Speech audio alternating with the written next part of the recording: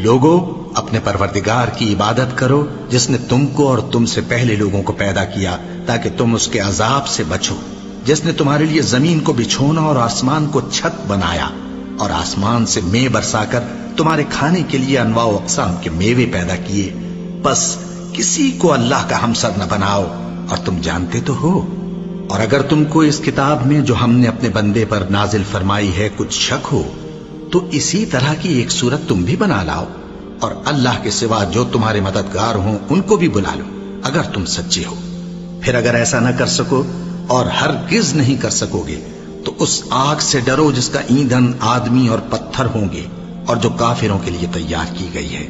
اور جو لوگ ایمان لائے اور نیک عمل کرتے رہے ان کو خوشخبری سنا دو کہ ان کے لیے نعمت کے باغ ہیں جن کے نیچے نہریں بہہ رہی ہیں، جب انہیں ان میں سے کسی قسم کا میوہ کھانے کو دیا جائے گا تو کہیں گے یہ تو وہی ہے جو ہم کو پہلے دیا گیا تھا، اور ان کو ایک دوسرے کے ہم شکل میوے دیے جائیں گے اور وہاں ان کے لیے پاک بیویاں ہوں گی اور وہ بہشتوں میں ہمیشہ رہیں گے۔ اللہ اس بات سے آر نہیں کرتا کہ مچھر یا اس سے بڑھ کر کسی چیز مثلا مکھی، مکڑی وغیرہ کی مثال بیان فرمائے۔ اب جو مومن ہیں وہ یقین کرتے ہیں کہ وہ ان کے پروردگار کی طرف سے سچ ہے،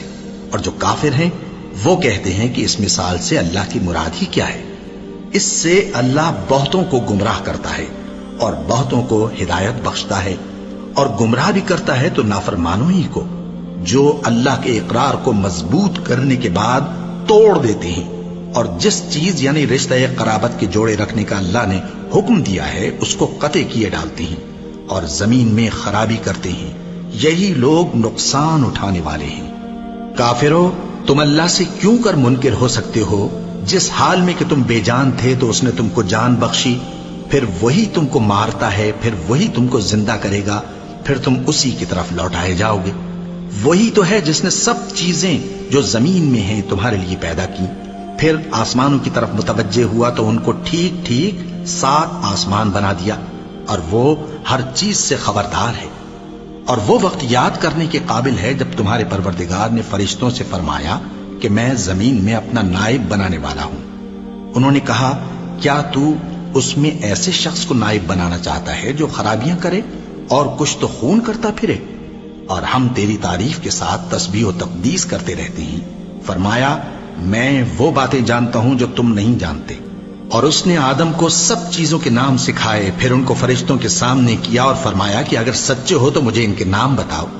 انہوں نے کہا تو پاک ہے، جتنا علم تو نے ہمیں بخشا ہے اس کے سوا ہمیں کچھ معلوم نہیں، بے شک تو دانا ہے، حکمت والا ہے۔ تب اللہ نے آدم کو حکم دیا کہ آدم تم ان کو ان چیزوں کے نام بتاؤ۔ سو جب انہوں نے ان کو ان کے نام بتائے تو فرشتوں سے فرمایا کیا میں نے تم سے نہیں کہا تھا کہ میں آسمانوں اور زمین کی سب پوشیدہ باتیں جانتا ہوں، اور جو تم ظاہر کرتے ہو اور جو پوشیدہ کرتے ہو سب مجھ کو معلوم ہے۔